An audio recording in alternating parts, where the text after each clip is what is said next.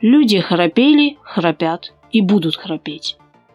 И если для одиноких эта ситуация только проблема по здоровью, ведь нередко во время сна храпящий перестает дышать, возникает так называемое апноэ, иногда приводящее к смерти во сне, то семейные люди испытывают еще и проблемы эстетического характера. Кому приятно лежать под боком храпящего в тщетной надежде уснуть? И романтические высказывания типа «принцессы не храпят», увы, не помогают.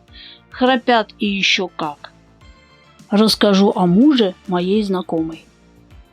Он громогласно храпел. Год она терпела его рулады под боком, затыкая уши берушами, хотя храп его пробивался и через них. После года она поставила вопрос ребром и выставила храпуна за дверь спальни. Позитивно настроенный муж, слепо верящий в чудеса современной медицины и отчаянно желающий почивать в супружеской постели, бросился к докторам. Сначала ему были прописаны спрей в рот перед сном и нашлепки на переносицу, также на ночь. Увы. Тогда он продолжил доставать своего доктора, который отправил его к лору. Врач ухо, горло, нос тщательно осмотрел пациента и нашел, что в горле можно что-то подрезать, ну и в носу подкорректировать также. Конечно, бедолага согласился лечь под нож, и вскоре обе операции были проведены. И что? А ничего, храп никуда не делся. А муж ждет прорыва в сфере медицинских технологий, которые в будущем помогут ему избавиться от этой напасти. Хочу добавить один маленький, но очень важный факт, играющий главную скрипку в этом оркестре.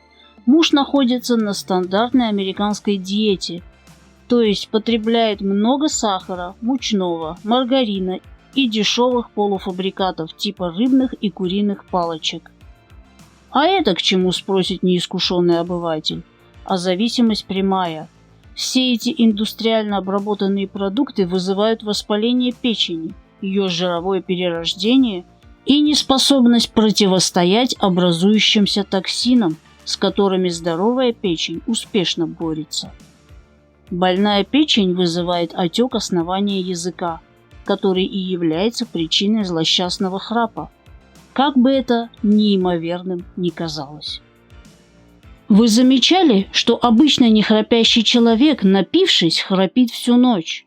И правильно, алкоголь ударил по печени, атакованная печень вызвала отек основания языка.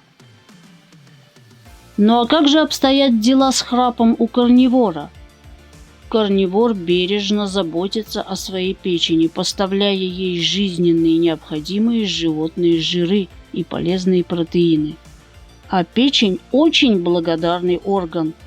Она имеет уникальную возможность регенерировать даже в самых запущенных случаях при одном условии, что мы дадим ей такой шанс. И да, если у карнивора не искривлена носовая перегородка, храпеть он не может, даже если он совсем не принцесса.